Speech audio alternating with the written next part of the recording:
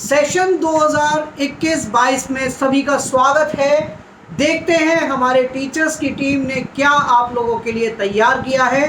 बने रहिए कमल academic coach पे और अपने बच्चों की पढ़ाई पे बिल्कुल लापरवाही ना बरतते हुए हमारे टीचर्स के प्रयासों को साथ दीजिए अपना, जिससे कि पढ़ाई प्रॉपरली हो सके। आइए देखते हैं आज क्या पढ़ने वाले हैं। Good morning students. आज मैं आपको हिंदी व्याकरण में पार्ट 1 हमारी भाषा पढ़ाऊंगी। हमारी भाषा इंग्लिश में आवर लैंग्वेज, जो कि हम डेली बोलते हैं। देखिए, जैसे स्कूल में टीचर बोलती है कैसे हैं आप सब, बच्चे कहते हैं हम सब अच्छे हैं। तो अध्यापिका, बच्चों आज हमारी कक्षा में एक नई छात्रा आई है, क्या आप सब जानते हैं? बच्चे, जी मैम, हमने तो सीमा से दोस्ती भी कर ली है। अध्यापिका, बहुत अच्छा, चलो सब बच्चे सीमा के लिए तालियां बजाकर उसका स्वागत कीजिए।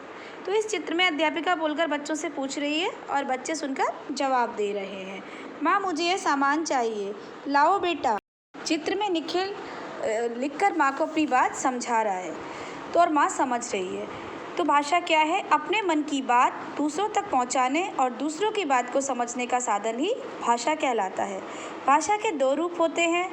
भाषा के पहला रूप है मौखिक रूप और दूसरा है लिखित रूप। जब हम किसी से मुंह के द्वारा बोलकर अपनी बात दूसरों को पहुंचाते हैं या दूसरों की बात सुनकर समझते हैं, उसे भाषा का मौखिक रूप कहते हैं। जैसे टेलीफोन पर बात करना, भाषण देना, टेलीविज़न देखना, ये भाषा के मौखिक रूप हैं। और जब हम लिखकर अपनी बात पहुंचाते हैं तो और दूसरा पढ़कर उसका अर्थ समझता है, उसे लिखित भाषा कहते हैं। हिंदी हमारी राष्ट्रभाषा है। समाचार पत्र, विज्ञापन आदि सब भाषा के लिखित रूप है।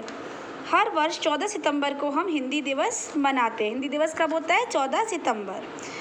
कुछ अन्य भारतीय भाषाएं। हमारे भारत के राज्य में बहुत अलग अलग तरह के लोग रहते हैं और सबकी अपनी अपनी भाषाएं होती हैं।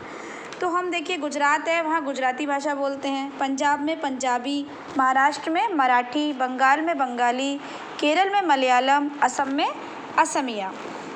हर भाषा को लिखने के लिए हम अलग अलग चिन्हों का भी प्रयोग करते हैं और उस चिन्ह को हम लिपि कहते हैं। तो देखिए, हिंदी भाषा की लिपि क्या है? Devanagari, Angrezi Roman, Sanskrit Devanagari, Bengali Bangla, French Roman, Punjabi Gurmukhi, Urdu Farsi, Marathi Devanagari, अरबी फारसी, नेपाली देवनागरी। तो ये सब क्या है? इन भाषाओं की लिपियां हैं, जो कि हम जिन चिन्हों का प्रयोग करते हैं। अब नेक्स्ट आता है व्याकरण। प्रत्येक भाषा के अपने नियम तथा चिन्ह होते हैं। इन नियमों व चिन्हों को व्यवस्थित ढंग से सीखने एवं समझने के लिए व्याकरण का ज्ञान आवश्यक है। व्याकरण के द्वारा हमें भाषा के शुद्ध रूप का ज्ञान होता है। अब देखिए, पक्षियों की बोलियाँ। पशु पक्षियों की भाषा नहीं होती, वो केवल आवाज़ करते हैं। तो देखिए, उनकी बोलियों के बारे में भी हम आपको बताते हैं। शेर क्या करता है? दहाड़ता है।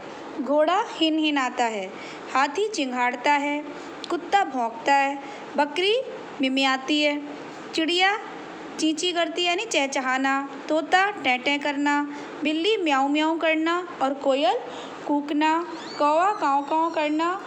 गाय रंभाना। मेंढक टर करना। तो सब जानवरों की, पक्षियों की भी अपनी अपनी बोली होती है। तो इस चैप्टर में आपने क्या सीखा? भाषा क्या है? अपने मन की बात प्रकट करना ही भाषा है और हम इसे बोलकर लिखकर प्रकट करते हैं। Thank you, have a nice day.